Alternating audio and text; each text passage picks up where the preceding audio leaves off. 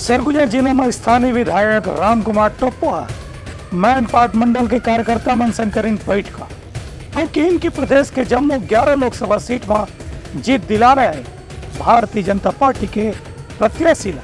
Surguja Lok Sabha seat से Bharatiya Janata party हा चिंतामणि महाराज ला अपन प्रत्याशी बनाए हैं। भाजपा प्रत्याशी ला जिताए पर लोकसभा चुनाव की रणनीति बनाए के उद्देश्य से मैनपाट मंडल में विधायक राम कुमार टोप्पो आज भाजपा कार्यकर्ता मन के बैठक ली। ये बैठक में राम कुमार टोप्पो कहिन की केंद्र सरकार के पिछला 10 साल के जौन भी उपलब्धि है ओकर जानकारी जनता ला विस्तार से दे जाए।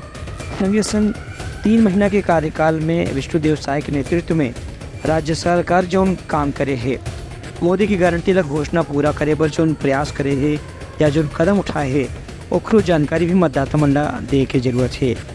राम कुमार टोप्पो कहिन की भाजपा के जो भी वादा रही से ओला पूरा करे में पार्टी के नेता मन कोई कसर नहीं छोड़े हैं। एक सेती मतदाता मन के बीच में भाजपा के सरकार के प्रति एक मजबूत विश्वास बने हुए है। एक से भाजपा के जीत की संभावना बहुत मजबूत हो गई है। आज भारतीय जनता पार्टी मैनपाट मंडल के बूथ से लेके ऊपर मंडल स्तर के सभी पदाधिकारियों का एक प्रशिक्षण 1 दिवसीय शिविर था, जिसमें लोकसभा चुनाव को भी लेके और भविष्य में कैसे बेहतर काम किया जा सके, पब्लिक की समस्याओं को कैसे एकत्र करके निदान के लिए भेजा जा सके और घर घर जाके जिस तरीके से हमने वोट मांगा है उस समस्या को भी मांगकर उसका निदान के लिए भेजा जा सके, उन सभी विषयों पर एक विशेष ट्रेनिंग प्रोग्राम रखा गया था, जिसमें पूरे मंडल के पदाधिकारी उपस्थित रहे।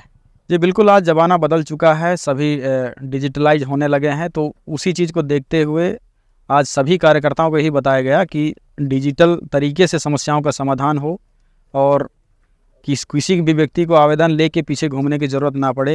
आज डिजिटल युग में डिजिटल चीज़ों को शामिल करते हुए व्हाट्सएप का भी ईमेल के माध्यम से या व्हाट्सएप के माध्यम से आवेदनों का आदान प्रदान हो, ताकि समस्याओं का त्वरित रूप से निदान किया जा सके।